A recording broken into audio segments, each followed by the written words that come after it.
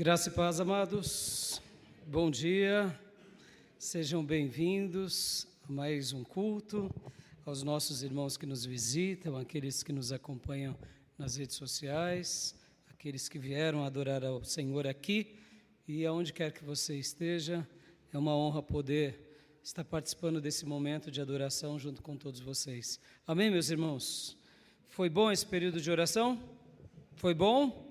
Foi bom esse período de louvor? Está aquecido aí o teu coração? Tá? Então vamos à palavra, meus amados.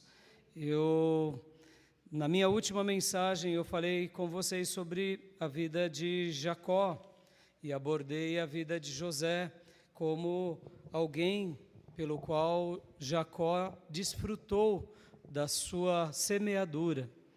Hoje eu quero convidar meu irmão e minha irmã a abrir a sua Bíblia em Gênesis 39.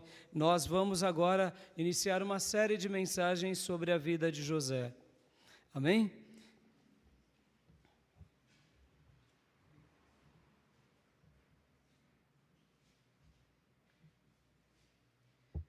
Se Deus me permitir, quero estar trabalhando sobre essa temática, a vida de José do Egito. E quero poder trabalhar aqui com os irmãos alguns assuntos, porque José do Egito, meus irmãos, ele acaba sendo um modelo. Preste bastante atenção nessa frase. Ele é um modelo de servo de Deus que todos nós devemos imitá-lo. Os nossos irmãos e as nossas irmãs. Ele é um espelho por vários motivos. E uma das coisas mais admiráveis em José do Egito é que ele, sozinho, abre aspas, sozinho humanamente, mas ao lado de Deus, fecha aspas, venceu todos os obstáculos da vida dele. Posso ouvir glórias a Deus? E isso é extraordinário. E detalhe, ele venceu aonde? No Egito,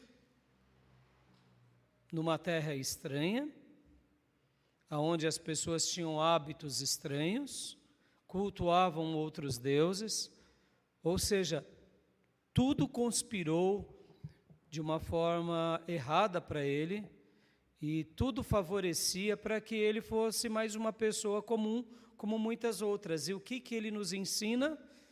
Ele nos ensina que é possível vencer quando a gente realmente está com Deus. Então eu quero ir com muita calma, porque é difícil falar de José sem dividir em muitos assuntos.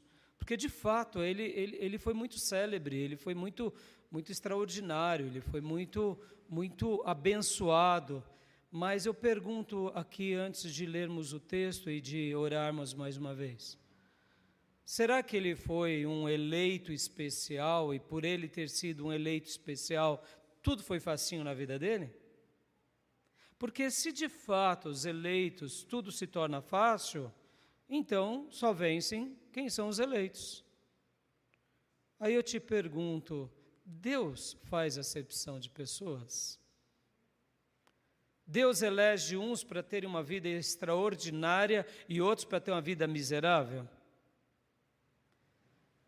Deus faz assim, não, esse daqui é um separado para minha glória, logo vai dar tudo certo, só vai ser rosa.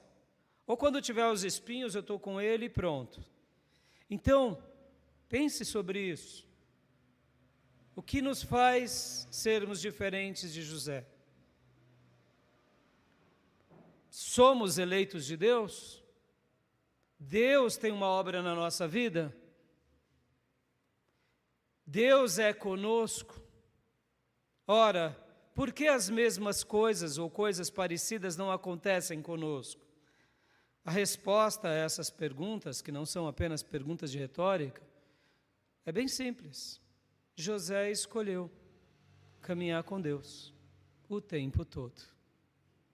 Ele se entregou a essa escolha, ele se entregou a esse Deus eterno, e ele se manteve durante toda a sua vida assim. Só isso. E é por essa razão que a vida dele se tornou uma vida notável, e a vida dele é um segredo de alguém que caminhou com Deus e teve intimidade durante todos os dias da sua vida, ou pelo menos desde quando ele se converteu, porque ele se converte também já diante de uma nova realidade. Ele é um dos últimos filhos de Jacó. Possivelmente, quando Jacó teve um encontro com Deus no Vale do Jaboque, José era bem pequenininho, quem sabe tinha nascido naquele ano. Então ele cresceu agora sendo treinado pelo Israel, não pelo Jacó. Mas eu não quero colocar a culpa aqui também em Jacó, e nem colocar aqui a virtude foi agora por ele ter sido treinado ao lado desse homem que teve encontro com Deus. Porque, irmãos, na Bíblia a gente vai pegar pais atrapalhados e filhos consagrados. Amém? A gente vai pegar pais consagrados e filhos atrapalhados. Amém? Ou seja, não vamos jogar a responsabilidade para o outro, né? Ou a virtude, né? Porque a gente tem essas balanças muito injustas, né? A gente é muito bobinho. A gente gosta de dizer assim, não, se o meu filho se tornou tudo aquilo é porque eu fiz. E a parcela do filho, da escolha dele, onde está? Podem ver, irmãos, todos nós somos filhos de Deus. E porque uns crescem mais, e outros ficam ali, marcando passo, e outros caminham para trás, que nem o Michael Jackson, né? Parece que está indo para frente, mas está indo para trás. Lembra? Então, por que a gente age assim? São escolhas. Então, eu não estou aqui com isso querendo negar a eleição de Deus, a predestinação, até porque o que iremos falar disso, senão amém, Senhor. O Senhor é aquele que nos elege, aquele que nos predestina. Mas eu quero que hoje você não se fixe só na eleição, não só na predestinação, mas eu quero que você se fixe na responsabilidade pessoal de cada um de nós. Porque se a gente não tiver essa responsabilidade bem aguçada na nossa vida, a gente vai sempre ficar vivendo o autovitimismo. Eu não cresço por causa de fulano, eu não cresço por causa de Beltrano, eu não cresço porque, ora, Deus se esqueceu de mim, e aí a gente fica nessa autovitimação que só faz a gente ou marcar passo ou ir para trás. José é uma pessoa que ele escolhe certo, ele escolhe correto, ele passa por várias situações. Então, é sobre ele que a gente vai trabalhar. Amém, meus irmãos? Vamos orar? Vamos orar para que Deus fale conosco, para que Deus realmente abra os nossos sentidos, nos faça entender melhor a palavra de Deus e que a gente possa ter, assim, uma resposta para a nossa vida. Te convido a fechar os olhos, curvar a cabeça e orar comigo. Pai, em nome de Jesus, nos colocamos mais uma vez diante da Tua santa e bendita presença. Fala conosco, Senhor. Fala ao nosso coração e nos ensina, a partir desse homem que foi tão notável, mas também foi um homem, mas foi um homem que deixa um legado por meio da sua vida e por meio das suas obras, que vale a pena confiar em Deus e que vale a pena crer em Deus e que vale a pena escolher correto. Ó Deus, abre os nossos sentidos, trabalhe na nossa vida, repreenda toda obra maligna que se levanta contra as nossas vidas e que tudo o que não procede do Senhor caia por terra agora. Tudo aquilo que quer roubar a palavra de Deus na nossa mente, no nosso coração, que seja destruído agora toda obra maligna e que as nossas mentes e os nossos corações sejam cativos apenas à Tua palavra e à presença do Teu Santo Espírito, por meio das nossas escolhas e por meio, ó Deus, de uma entrega voluntária. Te pedimos, ó Deus bendito, conquiste-nos, como o Senhor conquistou um dia esse jovem, esse mancebo, chamado José do Egito. É assim que eu te peço, é assim que eu oro, é assim que eu te suplico por todos nós, Usa a minha vida como instrumento do teu amor, em nome de Jesus. Amém. Amém. O título da minha mensagem, meus irmãos, é José do Egito tinha muita intimidade com Deus. Ele tinha muita intimidade com Deus. José do Egito, ele tinha, se você preferir uma linguagem mais contemporânea, conexão com Deus. Não caía o sinal dele. Tinha acesso o tempo todo, cada momento. Em Canaã, dentro do poço, trabalhando lá para Potifar, lá na prisão, ou quem sabe agora governando o Egito. Então, como eu disse a vocês, como são muitos assuntos, eu quero hoje apenas trabalhar em algumas poucas coisas, em especial sobre as escolhas dele. E uma das coisas que ele escolhe é a fé. Uma segunda coisa que eu quero trabalhar com vocês é sobre as referências que ele tinha, ou seja, os modelos que ele escolheu para seguir, porque, irmãos, nós fazemos escolhas a partir daquilo que aprendemos, nós fazemos escolha a partir daqueles pelos quais nós colocamos como os modelos para nós, ou seja, eu quero imitar aquela pessoa, eu quero copiar aquela pessoa. Então ele tinha referências, a gente vai trabalhar. E por último, quero falar sobre essa intimidade ou essa conexão, que é o principal para todos nós, irmãos. Na história do cristianismo, nós só perdemos quando perdemos a intimidade com Deus. Porque é possível estarmos dentro da igreja, sermos religiosos, mas não vivermos a intimidade. Mas quando temos intimidade verdadeira com Deus, o fruto do Espírito se manifesta em nós e, naturalmente, Deus, Ele vai realizar obras na nossa vida, porque é como que se nós apenas abríssemos o nosso coração para que o Senhor entre, o Senhor entra e quando Ele entra, o que Ele faz? Ele ceia conosco. E quem ganha nessa questão? Nós ganhamos, mas é o Senhor quem ganha muito mais, porque a gente abre a porta para o Senhor. Lembrando aqui o texto de Apocalipse: eis que eu estou à porta e bato. Se alguém ouvir a minha voz e abrir a porta, eu entrarei, cearei com ele e ele comigo. E alguém na história da igreja pintou um quadro muito lindo da porta de uma igreja e da porta da nossa vida, ou a porta do nosso coração. E nesse quadro, a maçaneta só tinha acesso por dentro, não por fora. É assim, Jesus ele está à porta e bate, mas a maçaneta ele poderia abrir, ele tem todo o poder, ele tem o controle das chaves, mas ele não faz isso. Ele deseja que a gente abra a porta, quem está dentro abre a porta, porque ele está fora. É fantástico essa pintura e essa ilustração, porque ilustra bem, ele bate, porque Deus, amados, ele espera. Como o nosso irmão Reis aqui na oração disse, Deus sabe de tudo. E por que Ele quer que a gente fale a Ele? Ora, se Ele é onisciente, se Ele é onipotente, se Ele conhece já o futuro, por que Ele quer que eu ore? Porque na minha oração eu exercito com Ele o que? Intimidade, comunhão. Eu demonstro que eu quero estar perto dEle. Então, hoje eu quero falar um pouco com vocês sobre isso, e a minha tese ela é muito grande, então eu vou dividir essa minha tese, né? E a tese que eu quero defender hoje aqui com vocês é essa: José do Egito é um servo de Deus que nos ensina como ter uma vida profunda de intimidade e comunhão com Deus. A sua conexão com o Eterno é admirável, e suas obras e todas as suas virtudes e dons nos inspiram.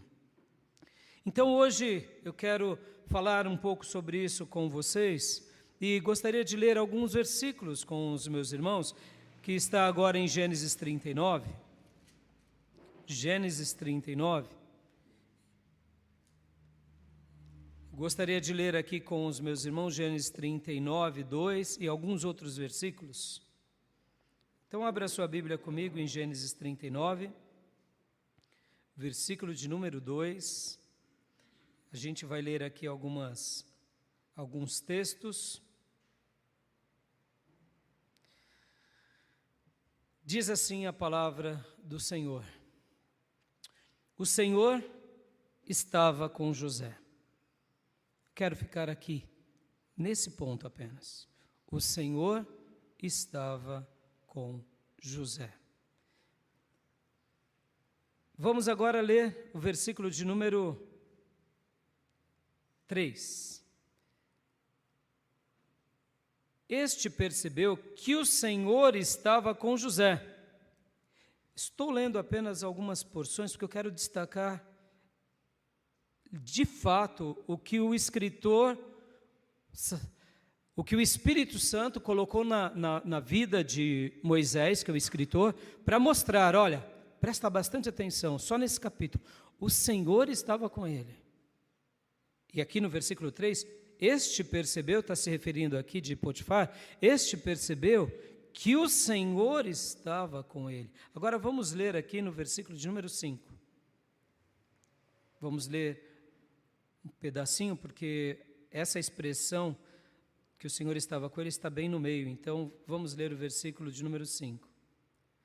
Desde que o encarregou de sua casa e de todos os seus bens, o Senhor abençoou a casa do Egito por causa de José. A bênção do Senhor estava sobre tudo o que Potifar possuía, tanto em casa como no campo. E agora vamos ler o 6. Assim, deixou aos cuidados de José tudo o que tinha e não se preocupava com coisa alguma, exceto com a sua própria comida. José era atraente e de boa aparência. Vamos agora ler o versículo de número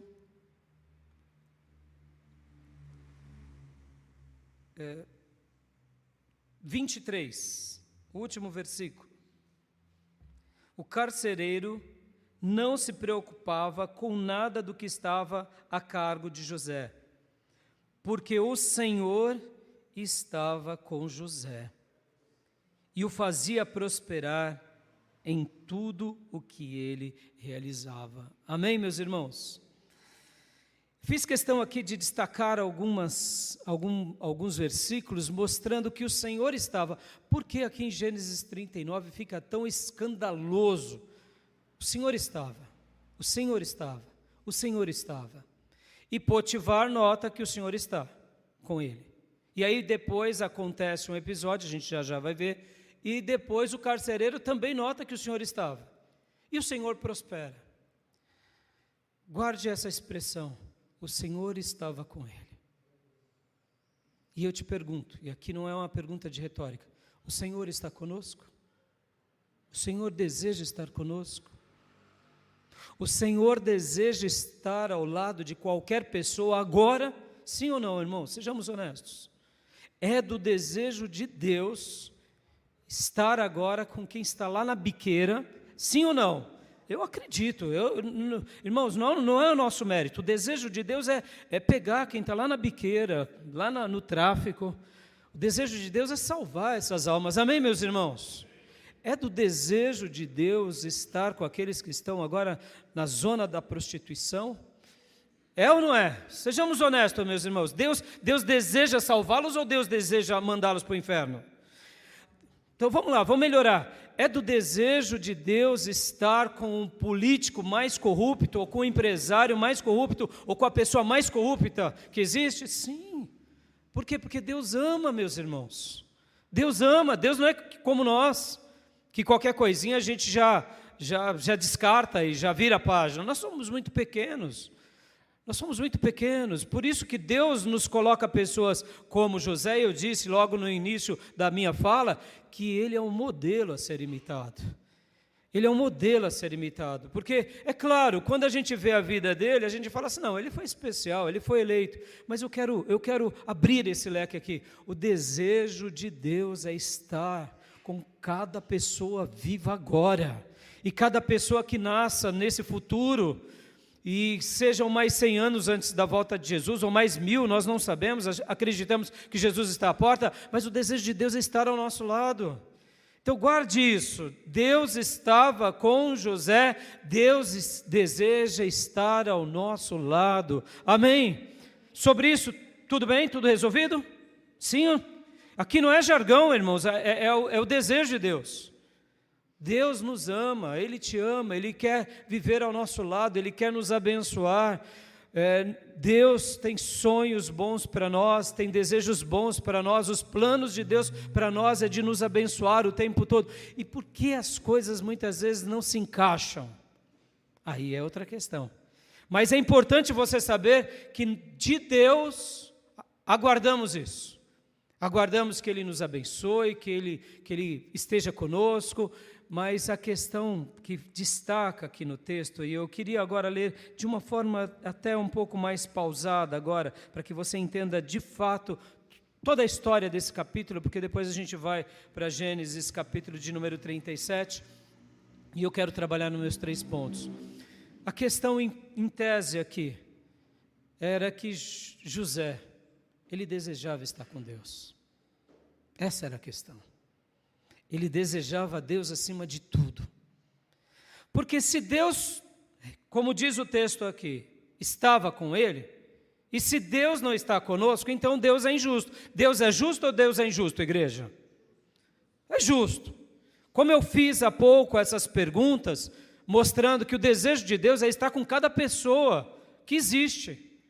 Porque, irmãos, Ele ama o pecador. E alguém disse sabiamente que a história da Bíblia é a história de Deus, que Ele vai e corre atrás do ser humano e tenta salvá-lo. E pode ver que desde que o homem sai do Éden, essa é a história da Bíblia, Deus se revelando, Deus buscando, Deus perdoando, Deus dizendo, vem, entre na arca, Deus dizendo, saia de Sodoma e Gomorra, Deus dizendo, venha, me siga, não é assim? É a história da Bíblia, e a gente vai ver que a história da Bíblia se repete o tempo todo, inclusive na nossa vida. Deus sempre está tendo misericórdia de nós, Deus está sempre tendo compaixão, ou seja, então é importante você lembrar disso, porque do coração de Deus pulsa isso. Pulsa, eu quero estar com você, eu quero viver com você, eu quero te abençoar, eu quero. Talvez você diga, pastor, eu não mereço. Eu te afirmo, nenhum de nós não merecemos. Não existe um justo, diz a palavra sequer, exceto Jesus. Todos os demais pecaram e fomos destituídos da glória de Deus. Ou seja, o nosso mérito é o castigo, mas é por isso que mostra a misericórdia de Deus e o amor dele por nós. Ele olha para nós e diz, sim, vocês merecem castigado porque vocês são pecadores, mas eu amo vocês. O Pai demonstra isso em toda a revelação bíblica, o Filho Jesus demonstra isso na sua maneira em que Ele encarna e morre por nós, e o Espírito Santo pela maneira pela qual Ele intercede e trabalha em nós. Ou seja, Deus quer nos salvar, Deus quer nos perdoar, Deus quer estar conosco. Mas se eu entendo que Deus estava com José, mas eu não sinto que Deus está conosco, não é por causa de Deus, é por causa de nós. Amém, meus irmãos? Está muito claro isso? Está muito claro? Está muito claro mesmo. Porque, irmãos, senão Deus seria injusto. O desejo de Deus é estar com todos nós, o tempo todo. Ou seja, como disse Jesus lá nas palavras proféticas de Mateus, o inferno foi criado para Satanás e para os demônios. O inferno não foi criado para nós, seres humanos. Disse Jesus, ou seja, Deus deseja estar conosco. Agora eu quero que você leia comigo o texto aqui de Gênesis 39, mas que você também agora abra ao teu coração a possibilidade. José ansiava estar com Deus. José cria em Deus. José colocava Deus como o seu grande tesouro, o seu grande arrimo. E antes de ler o texto, ele colocava Deus em primeiro lugar nos momentos bons e colocava Deus nos momentos ruins. E colocava Deus nos primeiros lugares no momento de glória. Isso é admirável. Vamos ser honestos aqui, irmãos. Nos momentos ruins a gente até coloca Deus em primeiro lugar. Sejamos honestos. É ou não é? E nos momentos bons? A gente lembra de Deus? Sejamos honestos. Quantos são aqueles que Deus começa a abençoar um pouco mais e aí Ele diz, não, agora eu e Deus, né? Eu e Deus, eu não preciso mais de ninguém, eu não preciso mais da igreja, eu não preciso mais nem de marido, nem de mulher, eu e Deus. E aí, meus irmãos, a história disso a gente já sabe onde vai dar, não é assim? A gente naufraga. José, ele é admirável, porque ele desejava Deus no momento ruim, ele desejava Deus no momento bom, e ele desejava Deus no momento extraordinário. Quem é que vai viver o momento extraordinário que nem José aqui? Em uma das mensagens eu quero falar um pouco sobre a visão, e como essa ideia tem sido distorcida entre nós, povo de Deus, como a gente tem dado ouvido para falsos profetas.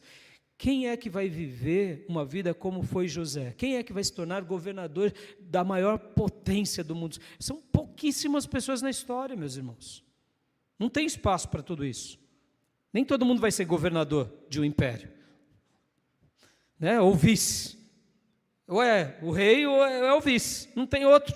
Ou seja, e agora ele era o vice que salvou o Egito, salvou o mundo, e ele se perde? Não se perde. Por quê? Porque ele desejava a Deus até nos momentos de glória. Ele sabia que foi o Eterno quem o colocou lá. E ele continuava amando o Eterno, além do ouro, além da riqueza. E o coração dele era tanto no Eterno, e a fé dele era tão grande, que ele faz os irmãos dele jurarem, e a descendência dos irmãos jurarem, quando nós regressarmos, porque nós não somos do Egito, somos de Canaã, vocês levarão os meus ossos. Oh, meus irmãos, ele foi governador no Egito, ele poderia pedir para se construir uma pirâmide para ele, mas nem a ossada dele o Egito merecia. Por quê? Porque ele amava a Deus acima de tudo, e ele sabia que quem colocou ele lá foi Deus. Então, meus irmãos, ele era um homem de fé, e eu ouso e afirmo para vocês, assim como o Senhor era com ele, o Senhor estava com ele, José estava com o Senhor. E eu te pergunto, você tem desejado a Deus de todo o seu coração, de toda a sua alma, de toda a tua força? Se não, meu irmão, enquanto prego, falo, oro, e mesmo depois que você sair daqui, continue orando, dizendo, Deus, me ajude a te desejar como José também te desejava. Me ajude a estar ao seu lado, como eu sei que o Senhor deseja estar ao meu lado. Me ajude e me ensine a te amar, como esse homem te amou e caminhou contigo durante toda a sua vida. Amém, meus irmãos? Então vamos ler aqui mais uma vez Gênesis 39, para que você compreenda bem agora esse episódio. José havia sido levado para o Egito, do versículo 1 em diante. José havia sido levado para o Egito, onde o egípcio Potifar, oficial de Faraó e capitão da guarda, comprou-o dos israelitas que o tinha levado para lá. O Senhor estava com José, de modo que ele foi um homem próspero na casa do seu senhor egípcio. Este, Potifar, percebeu que o Senhor estava com José e que o fazia prosperar em tudo o que ele realizava. O Senhor de José se agradou dele e José lhe serviu. Potifar o encarregou de toda a sua casa, lhe confiou todas as suas posses. Desde que o encarregou da sua casa e de todos os seus bens, o Senhor abençoou a casa do egípcio por causa de José. A bênção do Senhor estava sobre tudo que Potifar possuía.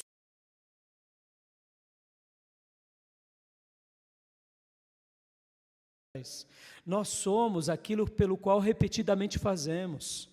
Se nós não tivermos essa disposição de querer mudar e de melhorar, a gente, meus irmãos, a gente vai ficar muitas vezes só rodando, sabe, rodando como um cachorro que corre atrás do rabo. Meus irmãos, a gente tem que escolher agora no momento que está sendo bom e na hora que está sendo difícil, e a gente tem que dizer para a gente mesmo, não, eu vou, com a graça de Deus, com o auxílio de Deus, eu vou reescrever uma nova história, porque eu sei que Deus deseja isso para mim. Eu não sou pior do que ninguém, não sou melhor do que ninguém, mas eu sou alguém que Deus me ama. E se Ele me ama, eu posso amá-lo também. Amém, meus irmãos?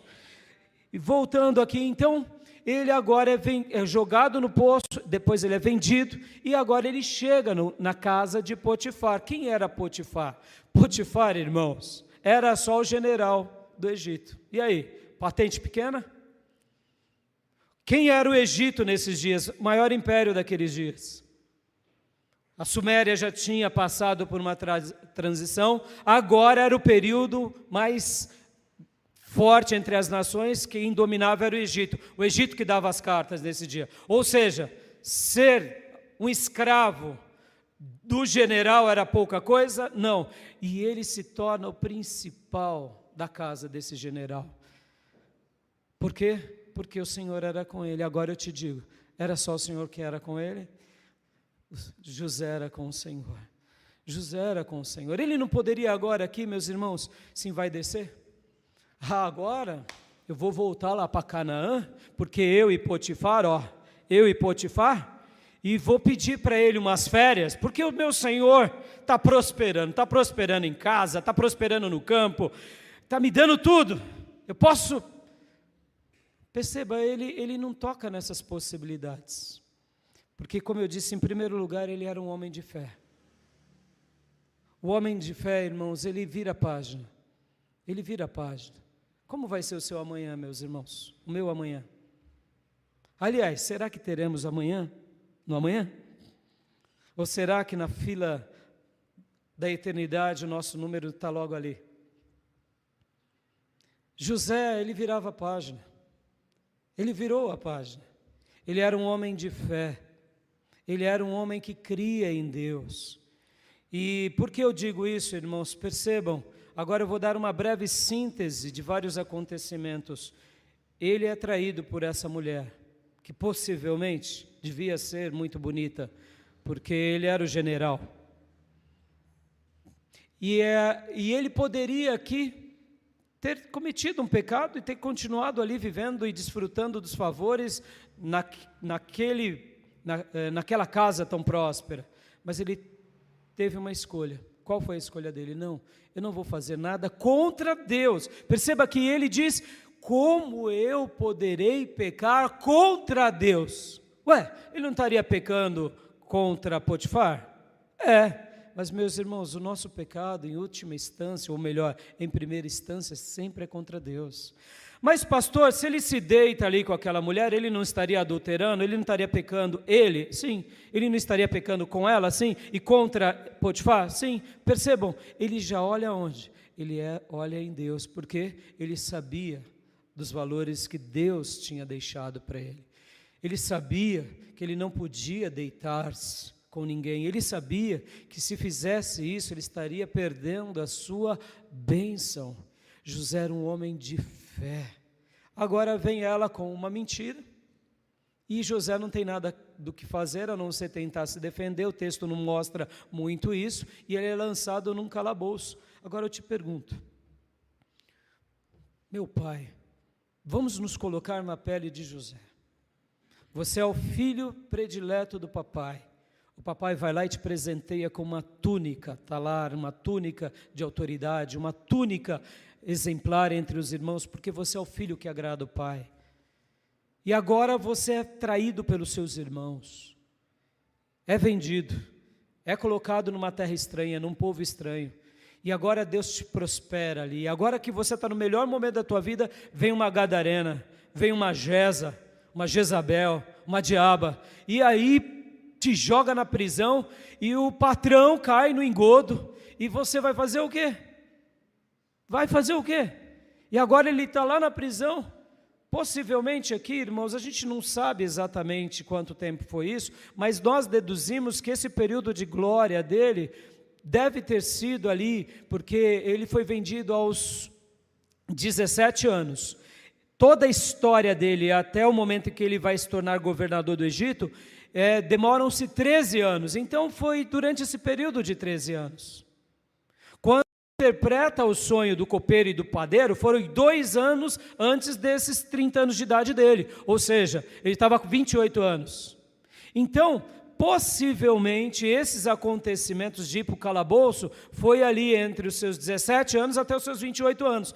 Quanto tempo ele passou prosperando na casa de Potifar? Eu quero crer que ele deve ter chegado ali e ficado os primeiros anos e foi crescendo. Então vamos imaginar que ele tenha ficado uns 5 anos aqui para realmente se tornar ali o supervisor de tudo. Agora, no melhor momento dele, ele vai de novo para o calabouço. Se coloque no lugar dele. Teus irmãos te vendem, te faz viver longe do seu pai, longe da sua promessa, longe da sua herança. Ele era um hebreu, irmãos. Ele acreditava no Deus de Abraão.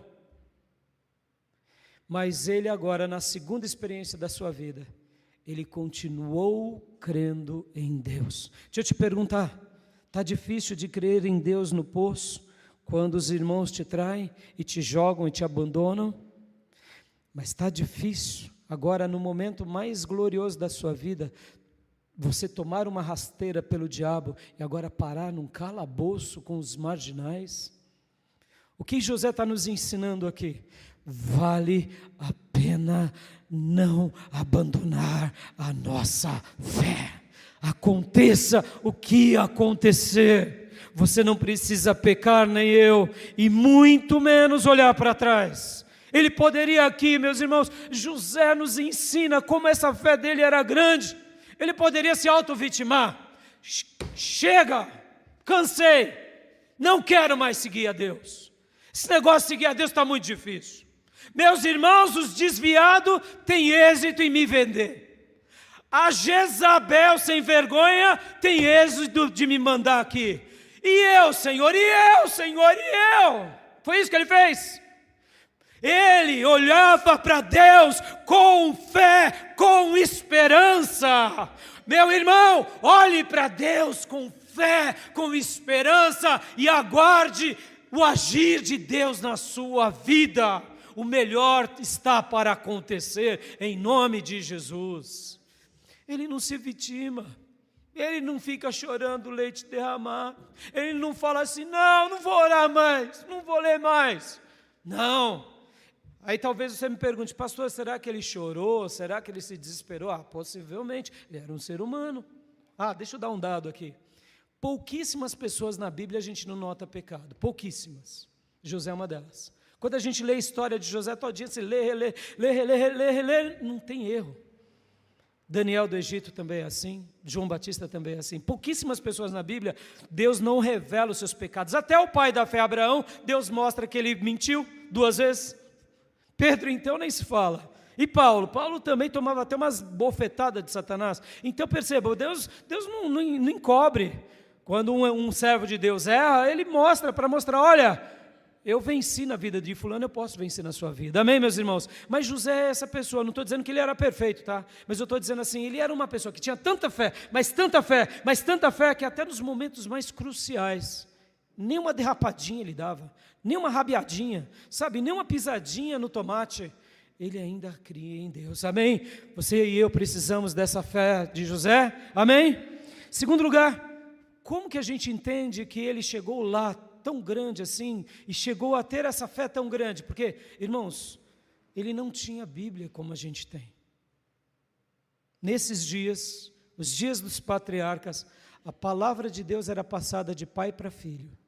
Abraão foi genial porque ele aprendeu direto com Deus. Abraão não aprendeu com ninguém. Abraão é único na história porque ele aprende com Deus. Mas tudo que ele aprendeu com Deus, ele passou para Isaac. Isaac foi extraordinário. Isaac também teve uma vida muito linda que nem Abraão. E aí ele tem 2 filhos, Jacó e Esaú, 2 desviados. Um mais desviado que o outro. E como eu já ensinei para vocês, aos 70 e poucos anos ele vai lá para Padã Arã e lá parece que ele começa a se converter. A conversão dele começa ali em Betel e depois em Padã Arã. E quando ele volta de Padã Arã, que ele se encontra com o Senhor no Vale do Jaboque, ele estava com por volta de 90 anos. Ou seja, ele vai se converter e agora vai se tornar um profeta aos 90 anos. 91 anos. por volta disso. E agora Jacó é boca de Deus, e Jacó agora ensina aos seus filhos, ensina a José.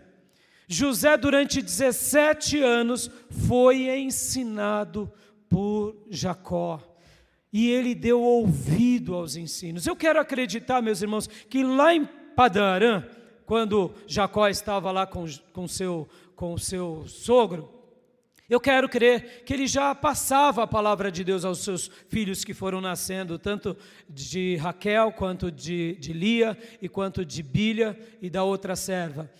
Eu quero acreditar que ele ia passando, mas ele ainda não tinha tido aquele encontro. Então percebam, como que eles seguiam a Deus naqueles dias? Eles não tinham Bíblia, era uma história que era passada. E o Espírito Santo ia testificando no coração deles. Mas de todos os filhos de Jacó, somente José guardou no coração. E olha que lindo, quando a gente, volte um pouquinho aqui a Bíblia comigo agora em Gênesis capítulo de número 35, olha que detalhe interessantíssimo isso. Lembram que Esaú e Jacó nascem quando Isaac tem 60 anos, logo fica muito fácil fazer a conta. Olha que coisa linda, irmãos. A Bíblia, quando ela está aqui trabalhando na vida de um personagem, ela vai mostrando aquele personagem. Ela vai falando daquele personagem. Aí ela para daquele personagem e ela vai para outro. Nos patriarcas acontece isso. Quando Deus está trabalhando com Abraão, é com Abraão. Depois Deus vai para Isaac. Mas a impressão que dá é que parece que Abraão já tinha morrido. Não. Enquanto Deus está trabalhando com Isaac, Abraão ainda estava vivo. E agora Deus vem para Esaú e Jacó.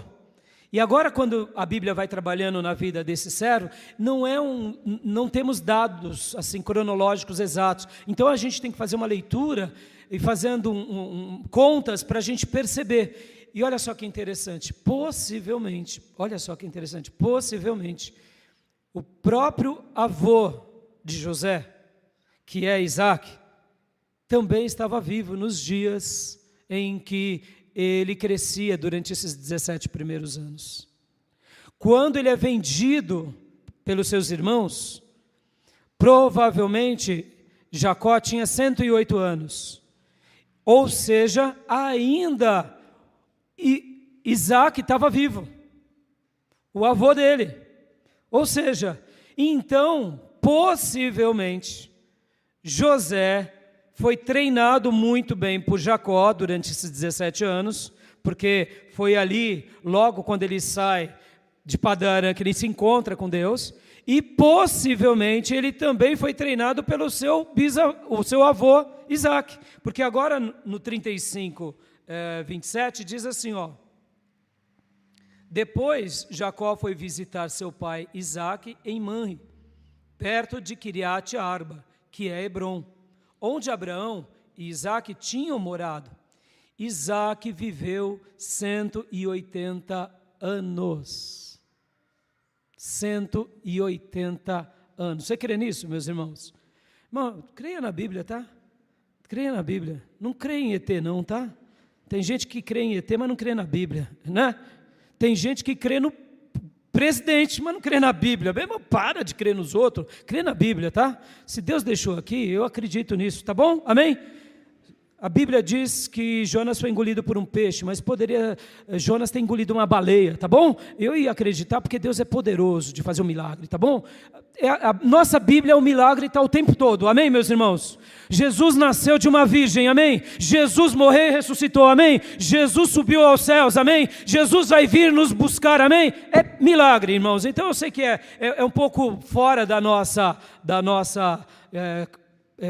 natureza aqui. Quem é que vive 180 hoje? Mas olha, irmãos, em 20, 30 anos as pessoas estão vivendo muito mais. Então ele viveu 180 anos. Logo, lembra que eu falei? Esaú e Jacó nascem quando Isaac tem 60? Pode ver. Então, possivelmente aqui ele tinha quantos anos, Jacó? 120. Mas Jacó perdeu José aos 108 anos. Logo, nesse restinho de vida de Isaac também treinou José. Jacó treinou José. Posso ouvir glórias a Deus, meus irmãos? E mesmo que ele não estivesse aqui tão sóbrio, Isaac, eu quero acreditar que Jacó chegava para José e dizia: ô filhão, aqui ó, o vovô. Esse vovô aqui que morava ali em Ber-Lahai, no poço daquele que vive e me vê. Olha as histórias, não é papai? Né papai? Devia estar falando alto. E aí as histórias, ele tinha referência. O que eu quero falar em segundo lugar aqui, meus irmãos, ele não aprendeu como Abraão. Poderia, quem sabe. A Bíblia não mostra isso. Possivelmente ele tinha referências. Quem era a referência dele? Não era o Jacó desviado, era o Israel, príncipe de Deus. Era aquele que teve encontro com Deus no Vale de Jaboque. E quem mais? O seu avô vivo ainda. E quem mais? A história do seu bisavô, que era Abraão. Eu quero acreditar que ele tinha essas referências na sua alma. Meus irmãos, para que a gente tenha uma fé viva, a gente precisa ter crente de verdade diante de nós. Crente de verdade que a gente olhe e aprenda com eles. Crente de verdade. Agora deixa eu dizer uma coisa aqui. Deixa de bobeira, meus irmãos, que hoje a igreja está vivendo uma tolice, que a gente quer um crente de verdade que seja rico. Não, porque se ele é crente de verdade, ele vai ser rico. Meus irmãos, vamos ler a Bíblia. Vamos ler a Bíblia. Pode até ser rico.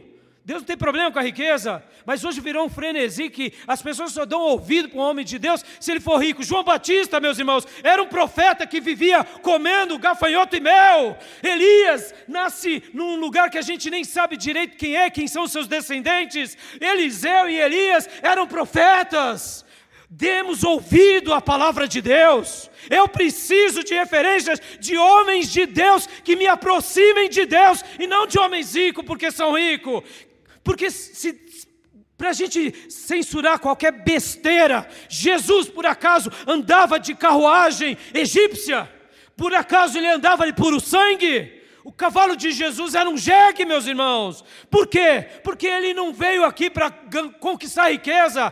Ele é o rei dos reis, senhor dos senhores, dono do ouro e da prata, mas escolheu viver uma vida simples. Não tinha onde sequer colocar a sua cabeça, reclinar a sua cabeça, precisava de pessoas ao seu lado. O nosso rei, ele viveu uma vida simples e modesta. Ele poderia ter sido o homem mais rico desse planeta. Então vamos deixar essas besteiradas desses falsos profetas que têm adoecido tanta gente. Quando eu for falar de visão, eu quero que vocês se preparem bastante, porque a gente vai ter uma quebra de paradigma por causa dessa tolice, porque hoje a gente tem que ter visão como o mundo, não como Deus. A visão de Deus é diferente da visão do mundo. O mundo jaz no maligno. O Satanás disse a Jesus: se prostrado me adorar, eu vou te dar todas as riquezas dessa terra. Quem é que está dando riqueza para as pessoas, meus irmãos? Será que é Deus ou será que é o diabo? Eu quero as riquezas de Deus. Pastor, então o senhor é contra a riqueza? Claro que não. Tem muitos servos de Deus. Abraão era rico, Isaac era riquíssimo, Jacó se tornou rico, e agora José foi vendido como escravo. Percebam, Deus quem prospera nele. Creia nisso, meus irmãos, a sua prosperidade vem de Deus, porque o que adianta levantar cedo, dormir tarde e comer dolorosamente o pão que a gente se sacrifica para ter, sendo que o Senhor dá as suas bênçãos aos seus filhos enquanto eles dormem. Amém, meus irmãos? Creiam nisso. Um filho de Deus, mesmo sendo pobre, ele é próspero, porque ele terá tudo o que ele precisa para viver uma vida abençoada. Para eu concluir para o meu último ponto, ainda sobre essa questão da referência. Ele tinha referências. Quais eram as referências dele? As referências dele eram o seu avô, era o seu bisavô e era o seu pai. E posso até acrescentar aqui, que possivelmente também era Enoque, era Sete, era Noé. Ou seja, ele estava em Canaã, mas o coração dele estava nas promessas de Deus. Ele foi para o Egito e o coração dele estava no legado dos seus ancestrais. Ou seja, meus irmãos, quem tem sido a sua referência? É um milionário? É um rico? É um besta da internet midiático? Ou é Jesus o Senhor? Ou é os apóstolos? Ou são os profetas? Quem tem sido o seu livro de...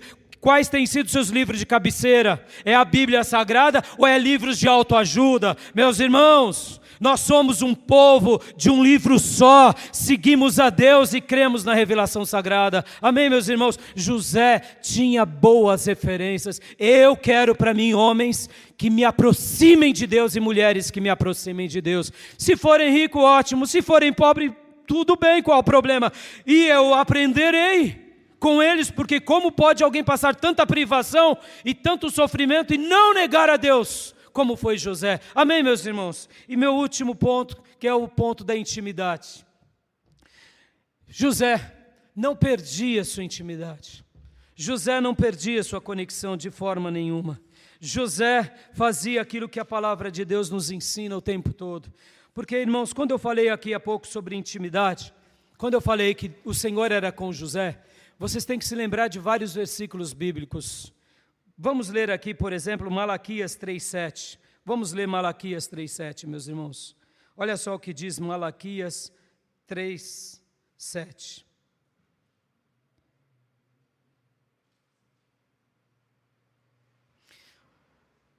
Vocês têm que se lembrar que Deus deixou condições para que a gente tenha intimidade.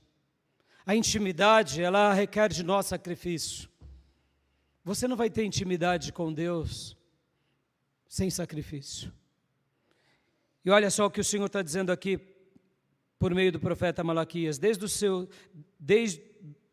o tempo dos seus antepassados, poderíamos colocar aqui, dos dias de José.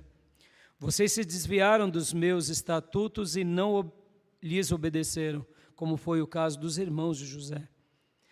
Ponto final. Olha, presta atenção aqui, daqui em diante. Voltem para mim, e eu voltarei para vocês, diz o Senhor dos Exércitos. Amém, meus irmãos? Quando a gente se volta para Deus, meus irmãos, Deus se revela a nós.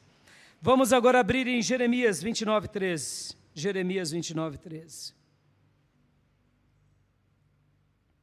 Vamos ler Jeremias 29:13.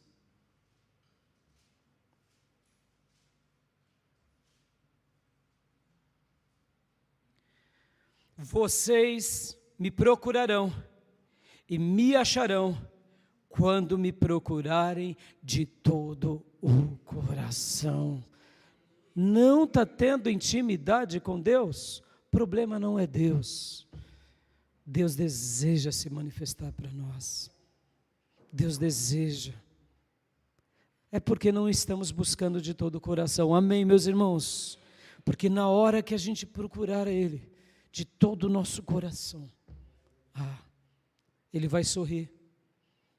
Ele vai entender que você está abrindo a porta. E aí quando você abre a porta, meus irmãos, se prepare. Porque o noivo vai se deliciar com a noiva, que somos nós.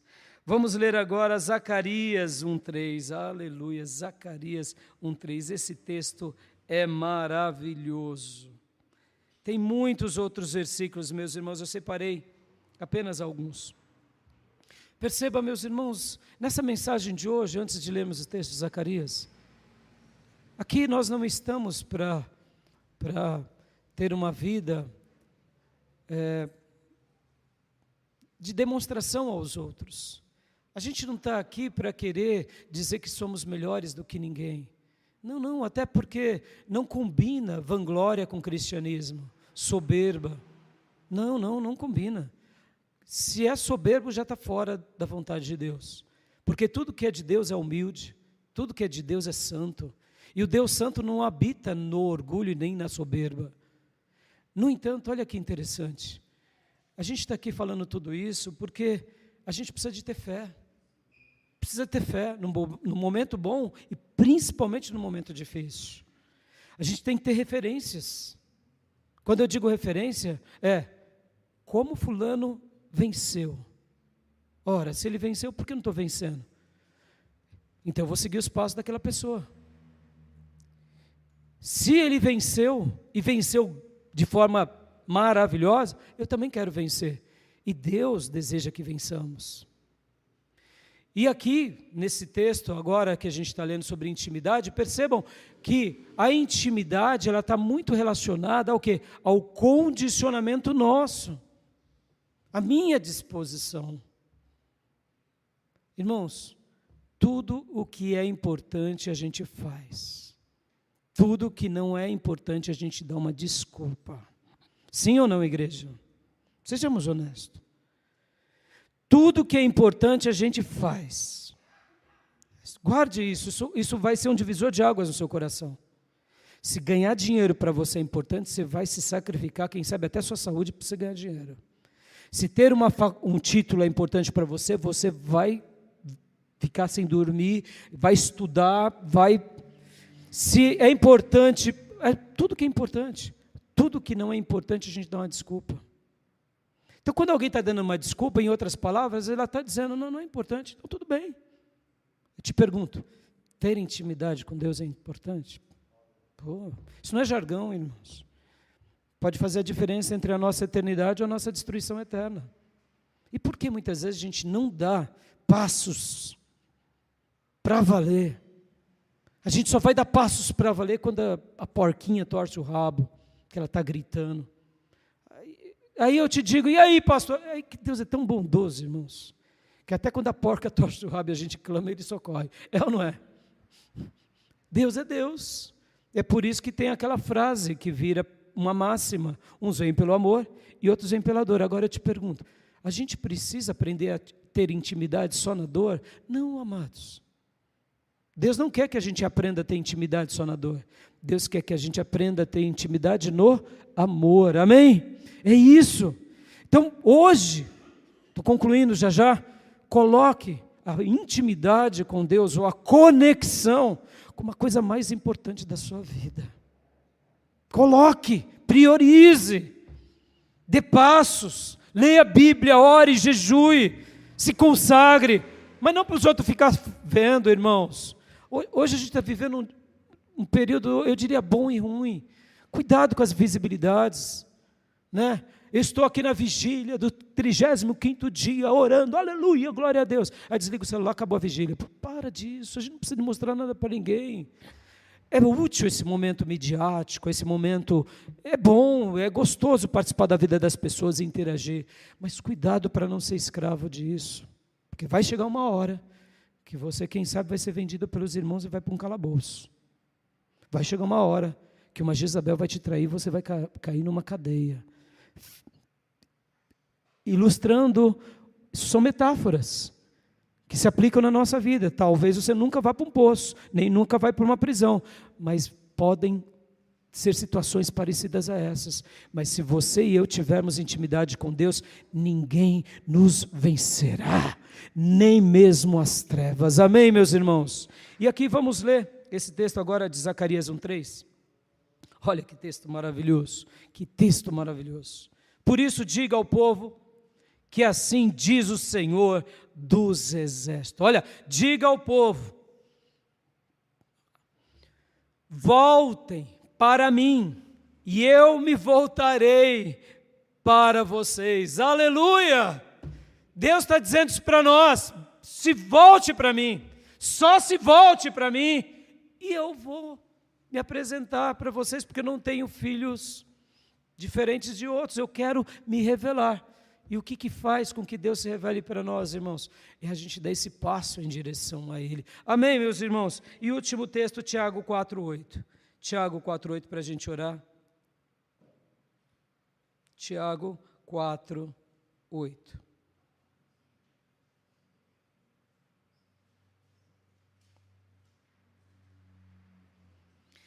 Aproximem-se de Deus, e Ele se aproximará de vocês. Até aqui. Amém, meus irmãos?